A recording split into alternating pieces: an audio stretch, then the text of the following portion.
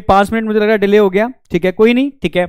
तो अब स्टार्ट करते हैं लास्ट क्लास का रिवीजन विद एनसीईआरटी, लास्ट में ले लेते हैं, ठीक है, लास्ट क्लास का रिवीजन, देन आगे कंटिन्यू करते हैं। आज इम्यूनिटी हमारी फिनिश हो जाएगी, ठीक है। फिर नेक्स्ट हम स्टार्ट करते हैं, नेक्स्ट लेक्चर में हमारा कैंसर होगा, ठीक है। उसके बाद हम, ठीक है, अपना ह्यूमन हेल्थ एंड डिसीज का जो स्टार्टिंग वाला पार्ट है ना, यानी कह सकते हो डिसऑर्डर वाला, ठीक है, बैक्टीरियल वायरल डिसीज होते क्या हैं, वहां से स्टार्ट करेंगे और फाइनली एड्स एंड ड्रग्स पर आ जाएंगे, ठीक है। तो सीक्वेंस फॉलो किया है एक प्रॉपर तरीके से, ठीक है, उसको फॉलो करने वाले हैं। बिल्कुल, गुड इवनिंग बेटा, गुड इवनिंग। तब स्टार्ट करते हैं। तो सबसे पहले लास्ट क्लास में हमने बात की थी एक्वायर्ड इम्यूनिटी की। अगर हम एक्वायर्ड इम्यूनिटी की बात करते हैं, ठीक है, acquired immunity third line of defence का पार्ट है, number 1। Number 2, acquired immunity specific होती है क्योंकि मेमोरी बेस्ड होती है और लिम्फोसाइट, स्पेशली बी और टी लिम्फोसाइट बेस्ड होती है, ठीक है।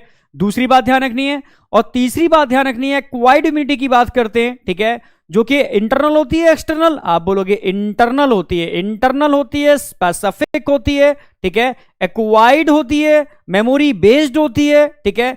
ये इसके स्पेसिफिक फीचर्स हो गए। अगर हम इसकी बात करते हैं तो इसमें सबसे पहले हमने इम्यून रिस्पांस बताए थे आपको, first and second immune response, ठीक है, प्राइमरी या सेकेंडरी इम्यून रिस्पांस।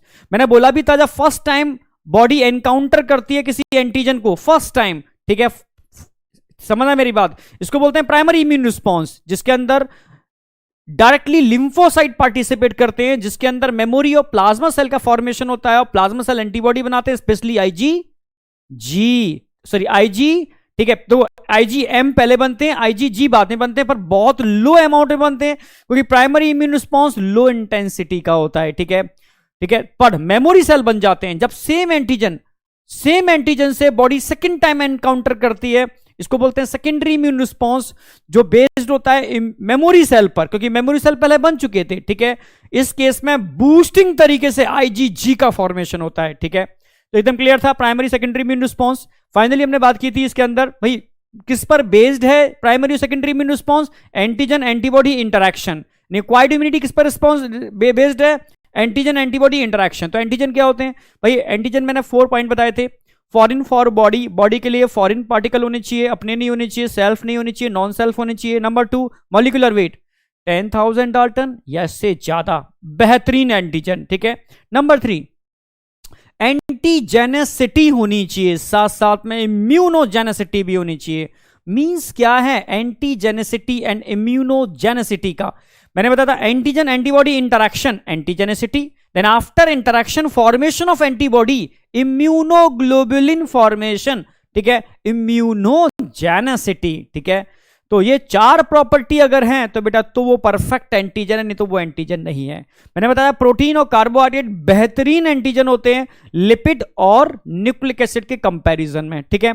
चलो एंटीजन क्लियर था। एंटीजन की बात हमने बताया था, एंटीबॉडी, फिर मैंने बोला भी था एंटीजन का वो पार्ट जो एंटीबॉडी से इंटरैक्ट करता है, एपिटोप्स, एंटीबॉडी का वो पार्ट जो एंटीजन से इंटरैक्ट करता है, पैराटोप्स। तो एक्चुअल में एंटीजन एंटीबॉडी का इंटरैक्शन नहीं होता, एक्चुअल में एपिटोप्स और पैराटोप्स का इंटरैक्शन होता है। एक एंटीजन की सरफेस पर कई टाइप के एपिटोप्स हो सकते हैं, आप समझ रहे ना मेरी बात, यानी एक ही एंटीजन कई टाइप के एंटीबॉडी से इंटरैक्ट कर सकता है, ठीक है। वो डिपेंड करता है टाइप्स ऑफ एपिटोप्स, ठीक है। तो एपिटोप्स क्लियर थे, पैराटोप्स क्लियर थे।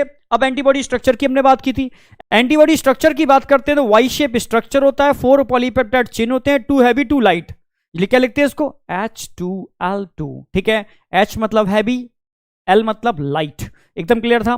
इसको हमने बताया था किस नेचर के होते हैं, glycoprotein in nature, glycoprotein in nature, ये भी आपको याद रहेगा। और तीसरा क्वेश्चन आता है कि भाई जो क्लासिफिकेशन हुआ है एंटीबॉडी का किसके बेस पर हुआ है, आप बोलोगे हैवी चेन के बेस पर, जो हैवी चेन होते हैं उनके बेस पर। और एंटीबॉडी में अगर हम भाई इनके पोल या इनके साइट या इनके टर्मिनल एंड की बात करते हैं तो प्रोटीन्स हैं, प्रोटीन में 2 टर्मिनल एंड होते हैं, एक एन टर्मिनस एक सी टर्मिनस। NH2 फ्री होगा एक तरफ, COOH। जहां एन टर्मिनस होता है वो एंटीजन बाइंडिंग साइड से, और सी टर्मिनस होता है वो प्लाज्मा मेम्ब्रेन बाइंडिंग साइड है। जैसे बी लिम्फोसाइट की सरफेस पे चिपके हुए हैं तो सी टर्मिनस से, तो फ्री एंड है एन टर्मिनस, किससे बाइंड करेगा, एंटीजन से। तो एकदम क्लियर था, यहां तक कोई डाउट नहीं होना चाहिए, ठीक है। अब हमने बात की थी बेटा टाइप्स ऑफ एंटीबॉडी, तो टाइप्स ऑफ एंटीबॉडी में मैक्सिमम आईजीजी, जी क्यों बोलते हैं? क्योंकि गामा, गामा हैवी चेन होती है। आईजीजी के बाद नंबर 2 पर आते हैं आईजीजी, आईजीए। ए की अगर बात करते हैं अल्फा, अल्फा हैवी चेन होगी, ठीक है, 10 to 15% होते हैं। फिर उसके बाद बात करते हैं IgM, mu, mu heavy chain होगी। फिर आईजीडी, डेल्टा हैवी चेन होगी। और लास्ट में आईजीई, सबसे मिनिमम लेस देन 1%, क्योंकि ये एलर्जी के लिए रिस्पॉन्सिबल होते हैं आईजीई, क्योंकि एप्सिलॉन हैवी चेन होगी। तो एकदम क्लियर था। फिर इनकी प्रॉपर्टी भी बताए थे मैंने, एक एक करके सबकी प्रॉपर्टी। डाइसल्फाइड बॉन्ड मत भूल जाना। अगर हैवी चेन के बीच में बात करते हैं 2 डाइसल्फाइड बॉन्ड, हैवी और लाइट के बीच में बात करते हैं तो अगेन 2 डाइसल्फाइड बॉन्ड, ठीक है। टोटल 4 डाइसल्फाइड बॉन्ड होते हैं जिससे ये आपस में जुड़े हुए होते हैं, ठीक है। चलो एकदम क्लियर था, एंटीबॉडी का स्ट्रक्चर क्लियर था। अब बात करते हैं क्लासिफिकेशन। आईजी, सबसे पहले हमने बात की थी आईजीजी, मैक्सिमम 80%। भाई स्ट्रक्चर मोनोवेलेंट, तो पैराटोप्स कितने होंगे? 2, ठीक है। स्मॉलेस्ट होते हैं, इजीली प्लेसेंटा को क्रॉस कर जाते हैं, कोई डाउट नहीं होगा इसके अंदर। फाइनली हमने बात की थी, ठीक है, ये सबसे इंपॉर्टेंट है, प्लेसेंटा को क्रॉस कौन करता है? आईजीजी, सबसे स्मॉलेस्ट होते हैं, ठीक है। पैराटोप्स या एंटीजन बाइंडिंग साइट्स कितनी होती हैं? 2 होते हैं। पैराटोप्स कितने होते हैं? 2 होते हैं। चलो बेसिक क्लियर था। फाइनली किस टाइप के इम्यून रिस्पॉन्स के लिए रिस्पॉन्सिबल होते हैं आईजीजी? प्राइमरी या सेकेंडरी? ऑलवेज जी की बात करते हैं सेकेंडरी बूस्टिंग तरीके से, आईजीएम प्राइमरी बहुत लो अमाउंट में, ठीक है। चलो यहां तक क्लियर था। फाइनली हम इसके बाद आगे बढ़ते हैं आईजीजी के बाद आईजीए, बाइवेलेंट। बाइवेलेंट जुड़े किससे होते हैं? जे चेन से। बॉडी के सीक्रेशन में मिलते हैं क्योंकि इनके पास सिक्रेटरी पेप्टाइड होती है और किसी के पास नहीं होती, इन्हीं के पास होती है, इसीलिए सीक्रेशन में देखने को मिलते हैं। कोई पूछ ले कि भाई यही क्यों मिलते हैं और कोई क्यों नहीं मिलते? क्योंकि इनके पास सिक्रेटरी पेप्टाइड होती है, इसीलिए बॉडी सीक्रेशन में, लाइक मदर का जो फर्स्ट मिल्क होता है कोलेस्ट्रम, उसमें भी यही होते हैं। समझ रहे हो ना मेरी बात? इसके अलावा म्यूकस में, सलाइवा में, समझ रहे हो, यही देखने को मिलते हैं क्योंकि सिक्रेटरी नेचर के होते हैं, ये ध्यान रखना है आपको। चलो ठीक है, ये भी क्लियर था आईजीए। आईजी का स्ट्रक्चर क्लियर हो गया भाई। बाइवेलेंट है, मींस एंटीजन बाइंडिंग साइट्स 4, ठीक है। तो क्या बोलते हैं इनको? पैराटोप्स। नंबर ऑफ पैराटोप्स 4, एकदम क्लियर था, एकदम कोई डाउट नहीं होगा। आगे बढ़ते हैं। आईजीए के बाद हमने बताया था आईजीएम, भाई पेंटावेलेंट होते हैं, लार्जेस्ट है भाई। फर्स्ट इम्यून रिस्पॉन्स में इनका फॉर्मेशन होता है भाई। पेंटावेलेंट है तो जोड़ने के लिए जे चेन यहां पर भी होगी। और पैराटोप्स कितने होंगे? 1 2 नहीं, 10 पैराटोप्स हैं, क्योंकि 10 पैराटोप्स होंगे, 5 के जुड़ने से बन रहे हैं, 10 पैराटोप्स होंगे, ठीक है। तो एकदम क्लियर है, ठीक। कहां मिलते हैं भाई? आईजीएम की मोस्टली बात की जाती है तो आईजीएम भाई बी लिम्फोसाइट की सरफेस पर भी मिलते हैं और सीरम में भी मिलते हैं। आईजीजी स्पेशली सीरम में मिलते हैं, इंटरेक्शन करने में सबसे मेन इन्हीं का रोल होता है। आईजीए बॉडी सिक्रेशन में मिलते हैं। आईजीडी स्पेशली बी लिम्फोसाइट की सरफेस पर यही मिलते हैं, ठीक है, और कहीं नहीं मिलते, वहीं मिलते हैं। इसके अलावा भाई कैसे स्ट्रक्चर होता है भाई? डाइवेलेंट, मोनोवेलेंट स्ट्रक्चर होता है। पैराटोप्स कितने होते हैं? 2 होते हैं, बस। कितने होते हैं? 1%। और लेस देन 1% आईजीई। एलर्जी के लिए रिस्पॉन्सिबल आईजीई, ठीक है। Bivalent structure, sorry monovalent structure, यानी नंबर ऑफ पैराटोप्स कितने हो गए? 2। बेसिक एकदम कंसेप्ट, टाइप्स ऑफ एंटीबॉडी दिमाग में सेट होंगे। अब हमने बात की थी इसके बाद भाई, एंटीबॉडी वाला पार्ट तो क्लियर था। अब हमने बात की थी इसके बाद कि एक्वायर्ड इम्यूनिटी, या कह सकते हो हाँ, एक्टिव और पैसिव बताया था मैंने। एक्टिव और पैसिव में डिफरेंस क्या है बस मैंने बताया था, ऐसे याद रखो। Active transport, passive transport. जहां पर एनर्जी यूज होती है active, without energy passive. Body को अगर कुछ बनाना पड़ेगा एक्टिव, बिना बनाए बने हुए मिल जाए पैसिव। यानी अगर एंटीबॉडी फॉर्मेशन करना पड़ता है बॉडी को नेचुरल इन्फेक्शन के इंडक्शन से, या कह सकते हो वैक्सीन के इंडक्शन से, दोनों ही केस में बॉडी को एंटीबॉडी फॉर्मेशन करना पड़ेगा। यानी बॉडी को आप इन्फेक्शन से इंड्यूस करो या वैक्सीन से इंड्यूस करो, एंटीबॉडी फॉर्मेशन बॉडी करेगी, एक्टिव इम्यूनाइजेशन। पैसिव प्रिपेयर्ड, बाहर लैब में, बीकर में, लैब में आपने क्या किए? एंटीबॉडी फॉर्मेशन किया, उठा करके बॉडी में इंजेक्ट कर दो, ठीक है, पैसिव इम्यूनाइजेशन। हाँ, ये भी नेचुरल भी हो सकता है, जैसे मदर से फीटस को मिल रहा है, फीटस को तो बनाने नहीं पड़े, नेचुरल पैसिव इम्यूनाइजेशन, आप समझ गए होगे। या मदर से फर्स्ट मिल्क कोलेस्ट्रम के थ्रू न्यूबॉर्न बेबी को मिल रहा है, अगेन, ठीक है, समझ गए होगे, यानी passive immunisation but natural.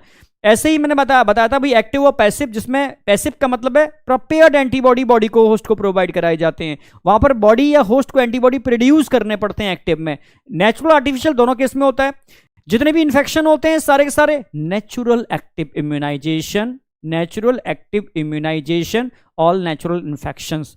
Vaccination ध्यान रखना है आर्टिफिशियल, आर्टिफिशियल क्योंकि बना रहे हो लैब में, ठीक है, एक्टिव इम्यूनाइजेशन, ठीक है, वही मदर से फीटस को मिल रहा है नेचुरल मिल रहा है, या मदर से न्यू बॉर्न बेबी को मिल रहा है नेचुरल मिल रहा है, नेचुरल पैसिव इम्यूनाइजेशन एंटीबॉडी, ठीक है। और अगर आप जैसे स्नेक बाइट का केस हो या टिटेनस का केस हो, ठीक है, आप मार्केट में प्रिपेयर्ड पहले से एंटीबॉडी आते हैं, उनको आप बॉडी में इंजेक्ट करते हो, ठीक है, आप समझ गए। एटीएस एंटी टिटेनस सीरम, उसमें भी एंटीबॉडी होते हैं, और एंटी वेनम लगवाते हो उसमें भी एंटीबॉडी होते हैं। प्रिपेयर्ड एंटीबॉडी बॉडी में इंजेक्ट करते हो, पैसिव इम्यूनाइजेशन। एक्टिव और पैसिव में डिफरेंस ही बताया था मैंने। एक्टिव एक्चुअल में प्रोफाइलेक्सिस यानी प्रिकॉशन के लिए होता है, यानी प्रिवेंशन, भाई हो ना जाए डिसऑर्डर, तो पहले आप क्या करोगे, वैक्सीनेशन करोगे, और हो गया तब पैसिव इम्यूनाइजेशन ही प्रोटेक्ट कर सकता है, फास्ट एक्टिंग होता है। प्रिपेयर्ड एंटीबॉडी, वहां तो एंटीबॉडी बनने में बहुत टाइम लगेगा, ठीक है, तब तक तो खेल खत्म हो जाएगा। अब यहां प्रिपेयर्ड एंटीबॉडी दे दोगे तो आप बच जाओगे, यानी प्रोटेक्शन के लिए, ट्रीटमेंट के लिए आप पैसिव इम्यूनाइजेशन यूज करते हो, और प्रोफाइलेक्सिस के लिए आप एक्टिव इम्यूनाइजेशन यूज करते हो।